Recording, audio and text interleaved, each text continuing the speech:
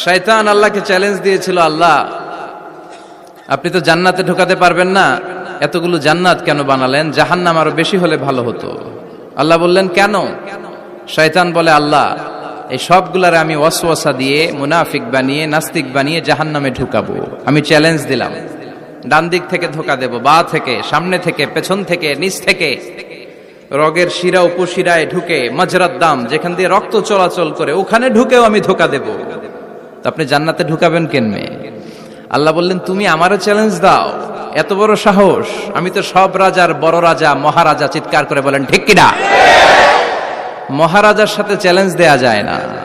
তুমি আমাকে চ্যালেঞ্জ দাও, ওকে ডান, আই টেক ইউর চ্যালেঞ্জ।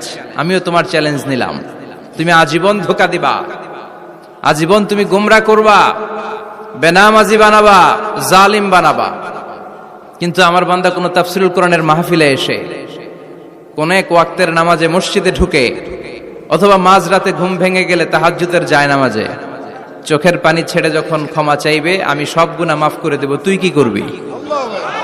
চিৎকার করে পড়েন আল্লাহু আকবার। এজন্য ভুল নাই এমন কোন মানুষ নাই, ভুল হয়নি শুধু নবীদের, এজন্য তারা মাসুম। আহলুস সুন্নাহ ওয়াল জামাআর ইতিকাদ হচ্ছে নবীদের কোনো ভুল নাই, ঠিক কিনা?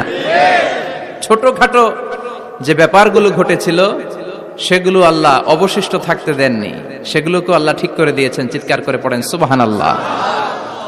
মানুষ ভুলের ঊর্ধ্বে নয়। কুল্লুকুম খাত্তা, তোমরা সবাই ভুল করো। ওয়া খায়রুল খাত্তাইনা তাওয়াবুন, আর এই ভুলকারীদের মধ্যে আল্লাহর কাছে শ্রেষ্ঠ ভুলকারী যে লোক ভুল করার পরে তওবা করে। কার কাছে? আল্লাহর কাছে। আল্লাহর কাজই তওবা কবুল করা। গাফিরিজ যামবি ওয়া কাবিলিত তাওব। আমরা ভুল করব, শয়তান ওয়াসওয়াসা দিবে, আর আল্লাহ মাফ করবে, ঠিক কিনা? কি আল্লাহ আমরা পাইছি, উনি মাফ করার জন্য বসে থাকে 24/7, সপ্তাহের 7 দিন, মাসের 30 দিন, দিনের 24 ঘন্টা তিনি বসে থাকেন। কখন আমার বান্দা চোখের পানি ছেড়ে আমার কাছে ক্ষমা চায়, আর আমি আল্লাহ ক্ষমা করে দিব।